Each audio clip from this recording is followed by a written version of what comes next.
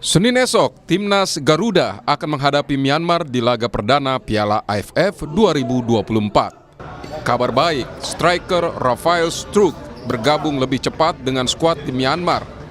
Menurut manajer Timnas, pelatih Sinteyong minta Rafael datang lebih cepat setelah hasil uji tanding melawan Bali United tak memuaskan. Ya, jadi kalau kemarin uji coba memang dari evaluasi setelah pertandingan memang dirasa kurang ya, masih kurang. Nah, salah satu opsinya adalah mengupayakan mengkomunikasikan kembali dengan klubnya, terutama lini depan dan lini serang ya, striker. Di klubnya Rafael memberikan izin Rafael bisa bergabung di tanggal 8. Artinya lebih cepat. tanggal 8 sudah di Myanmar.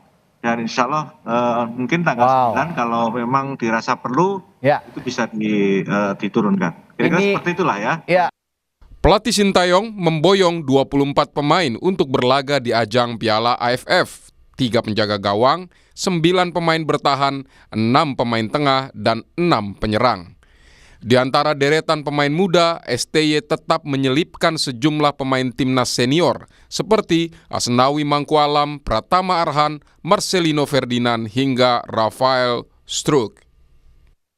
Indonesia dan Myanmar sedikitnya sudah 17 kali bertemu di berbagai ajang.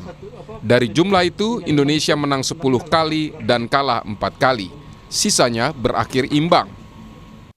Sementara di kompetisi AFF, Indonesia terakhir bertemu Myanmar pada 2008 dan menang 3-0. Menpora Dito Aryo Tejo optimistis timnas yang mayoritas diisi pemain U22 bisa jadi juara Piala AFF 2024 sekaligus momentum regenerasi timnas. AFF, ya pasti targetnya juara lah Mbak, masa enggak. Ini kan pakai U23 ya. Saya sih rasa optimis ya, dan ini saya rasa juga bagus juga buat mengencangkan kesolidan tim juga. Artinya memang fokusnya regenerasi? Ya, Pak ET menyampaikan bahwa di AFF ini lebih fokus ke regenerasi dan itu yang kita butuhkan. Di fase grup Piala AFF, Indonesia tergabung dengan Myanmar, Laos, Vietnam, dan Filipina. Masing-masing tim mendapat 2 jatah laga kandang tandang. Hanya 2 tim dengan peringkat terbaik dari masing-masing grup yang lolos ke babak semifinal. Apakah di turnamen kali ini timnas Garuda akan merengkuh trofi ASEAN untuk kali pertamanya? Berbekal pemain muda, seperti apa peluang timnas di ajang Piala AFF 2024? Kita akan bahas malam ini bersama manajer timnas, Pak Sumarji, dan juga pengamat sepak bola, sudah ada Mas Gita Suwondo. Selamat malam Pak Sumarji, Mas Gita, terima kasih sudah bersama kami di Sapa Indonesia Malam. Pak Sumarji, boleh diceritakan kondisi pemain saat ini dalam kondisi prima dan seperti apa kondisinya Pak Sumarji? Mohon maaf suaranya belum dibuka nih, Pak Sumarji.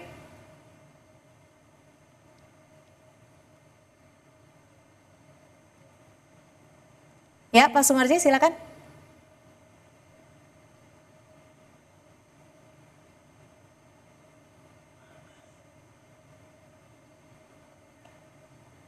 Baik, sambil menunggu ada memperbaiki audio dengan Pak Sumarji, saya ke Mas Gita. Mas Gita, Myanmar dan Indonesia, bagaimana Anda melihat peluang dari game besok ini, Mas Gita?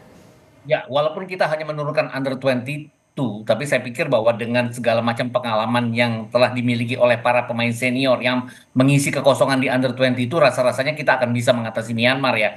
Karena dari head to head, kemudian dari sejarah pertemuan antara kita dan Myanmar, kita selalu unggul. Kita bahkan sudah menang sampai 10 kali, 4 kali kita kalah memang, tapi itu sudah terjadi lama. Jadi saya pikir juga walaupun Myanmar itu turun dengan kekuatan utama mereka dengan 8 pemain yang bermain di liga-liga luar Myanmar, ada 2 dari Malaysia, kemudian 2 dari Kamboja, dan 4 dari Thailand, termasuk Maung Luin yang menjadi inti mereka di lapangan tengah. Saya pikir akan ini akan merupakan pertarungan yang harus dimenangkan oleh timnas Indonesia, dan rasa-rasanya bisa sampai ke arah itu. Walaupun mungkin yang harus digarisbawahi ini adalah pertemuan pertama di mana selalu ada kesulitan bagi setiap tim di pertemuan pertama dan ini bermain di kandang lawan. Itu Ya. saja.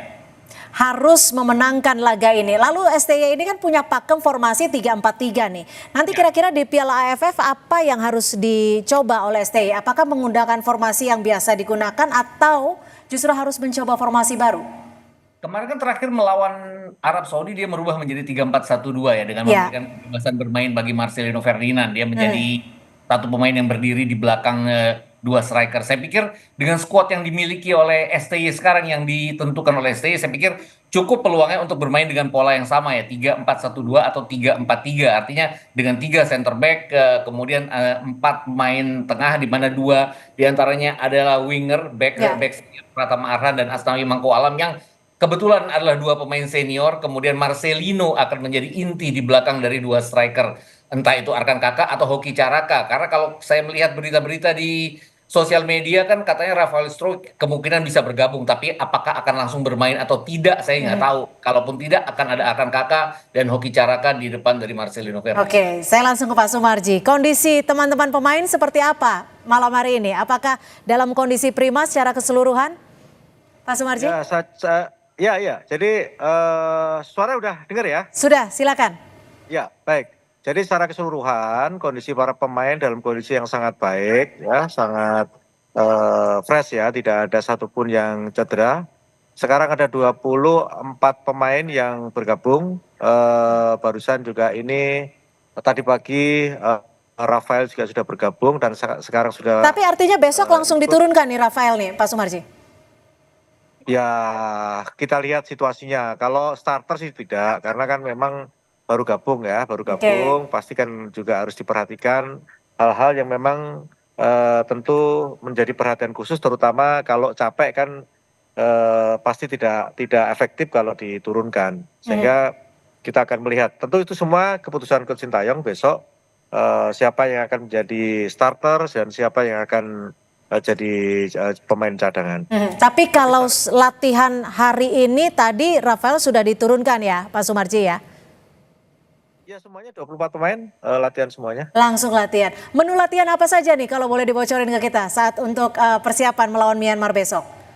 Ya kan pertandingannya besok. Berarti saat sekarang ini difokuskan ke soal taktik dan strategi menghadapi lawan besok Myanmar. Mas Gita, kalau bicara soal taktik dan strategi, kira-kira apa sih kalau misalkan memang peluang kemenangan kita cukup besar, tapi tentunya kita juga tidak boleh menganggap remeh. Kira-kira taktik dan strategi apa yang kiranya bisa diunggulkan?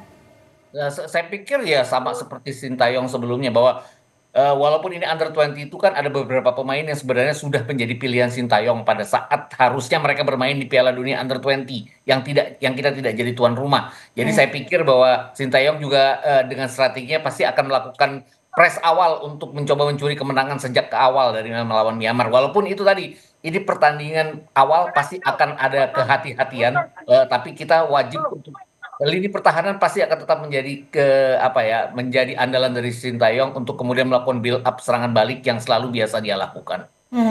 Pak Sumarji, kalau untuk formasi sudah ada bocoran dari STY? Kalau itu urusan dapur, Mbak. Urusan dapur ya? Kalau itu pasti tidak akan saya sampaikan. Tapi kalau melihat dari peluangnya, permainannya dari Myanmar, apa yang sekiranya dari Pak Sumarji bisa memberikan kita suatu masukan, imbauan bagi teman-teman pemain besok? Jadi begini, besok itu kan game pertama. Game pertama tentu itu harus ada perhatian secara khusus, terutama bagaimana kekompakan, kebersamaan, terbangun chemistry yang baik. Itu hal yang penting. Kenapa? Karena namanya game pertama itu boleh dikatakan ya sesuatu hal yang memang harus betul-betul dipersiapkan dengan baik. Jadi karena besok itu adalah game pertama, kami menekankan kepada para pemain agar betul-betul besok itu betul-betul bermain bagus, bermain dengan kekompakan, bermain dengan tim, dan terutama bagaimana mental para pemain itu sudah bisa dijalankan sesuai dengan yang diajarkan selama ini. Karena kan Baik. kaitannya dengan mental para pemain ini penting sekali, apalagi kaitannya di pertandingan pertama ya. Ini penting sekali lah. Kira-kira besok itu kalau kita bisa mendapatkan hasil yang positif, tentu kedepannya akan lebih mudah untuk menghadapi tim-tim. Tentunya itu menjadi harapan kita bersama dan kita juga akan mengirimkan doa untuk teman-teman timnas yang akan berlaga besok. Terima kasih Pak Sumarji dan Mas Gita sudah memberikan perspektif pada malam hari ini. Terima kasih, selamat malam.